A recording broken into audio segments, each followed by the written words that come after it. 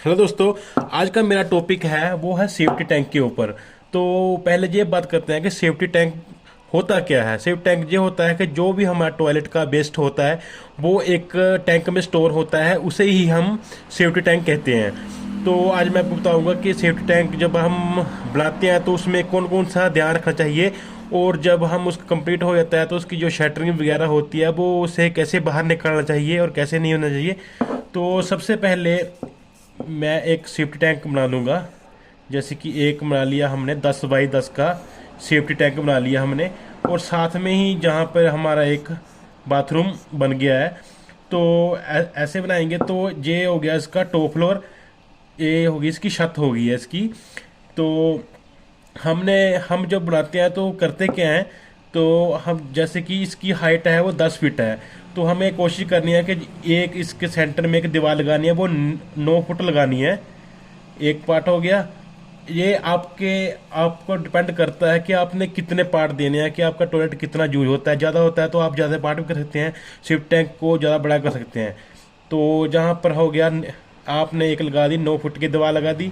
आपके अपने हिसाब से जहाँ पर हमने एक लगा दी है, 6 फुट की दीवार लगा दी है हमने, ऐसे करके। तो हो गया है एक हमारा ये बार पार्ट हो गया, दो तीन, हमारे 3 पार्ट बन गए हैं। तो हम क्या करेंगे, जो हमारा जो वेस्ट मटेरियल होगा जहाँ से, जो बाथरूम से सीधा मटेरियल जहाँ पे आएगा, तो होगा क्या, जैसे ही इसमें मटेरियल गिरेगा पहले इसमें गिरेगा। जब ये पूरा भर जाएगा तो जहाँ से ओवरफ्लो होकर ऊपर से नीचे जहाँ पे जाएगा। जब ये भी फुल हो जाएगा तो जहाँ से ओवर होकर ये नीचे आएगा। तो आपने करना क्या है, जहाँ पर एक ओवरफ्लो पैप दे देनी है। जब ये पूरा फुल हो जाएगा तो जहाँ से निकलना शुरू हो जाएगा वेस्ट, तो हमें पता चल जाएगा कि हमारा जो टैंक है वो फुल हो गया है। तो हम जहाँ से गटर की सफाई भी कर सकते हैं। तो अब की ये तो हो गया गटर बनाने की बात। अब करना क्या है, जब हम नया नया जब गटर बनाते हैं तो जब हम छत डाल देते हैं तो उसके जो अंदर जो बल्ली वगैरह लगी होती है, जो प्लेट वगैरह होती है, शटरिंग होती है, उसे निकालने में हमें बहुत दिक्कत होती है। तो हमने कोशिश करने की है, ऊपर हमने इसमें 2 चैम्बर देने हैं। जहाँ पर वैसे 2 चैम्बर की ज़्यादा ज़रूरत होती नहीं है, पर हम देंगे। क्यों ये देंगे, हम 2 फुट के 2 बाई 2 के देंगे हम। तो इससे फ़ायदा क्या होगा कि जब प्लेट वगैरह निकालनी होगी, बल्ली निकालनी होगी, तो हमने इस पार्ट की भी जहाँ से निकाल सकते हैं और इसकी भी जहाँ से निकाल सकते हैं। तो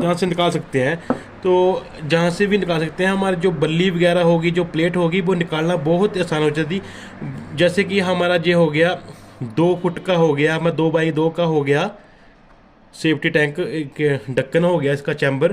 तो जब से जैसे ही प्लेट बाहर निकालेंगे तो आप इसको ऐसे त्रिशी करके निकाल सकते हैं बाहर की तरफ, जहाँ से बिल्कुल आसानी से निकल जाएगी। और कई बार क्या होता है, कई बार मैंने देखा है कि जब सेफ्टी टैंक बनाते हैं तो वो कोई भी चैम्बर नहीं देते, और साइड से एक दीवार, हल्की सी दीवार तोड़कर तो सबसे जाते हैं। पर देखो हमने पार्ट किए हुए हैं, पहले वो आदमी शटरिंग निकालने के लिए पहले इसमें जाएगा, फिर दूसरे में जाएगा, इसमें जाएगा, इसमें उसे बहुत दिक्कत होगी। इससे होगा कि सीधा जहाँ से एक लैडर लगाकर तो नीचे जाएगा, जहाँ से बल्ली निकाल देगा, ना कोई काटिंग बडिंग कुछ भी नहीं होगी। आप बहुत आसानी से ऐसे निकाल सकते हैं। जब आपने सफाई करनी होगी तो आपने यही ढक्कन खोल के, चैम्बर का ढक्कन खोलकर एक पैप जहाँ से इंस्टॉल करनी है नीचे, और बहुत आसानी से आप सेफ्टी टैंक को भी साफ कर सकते हैं जहाँ से।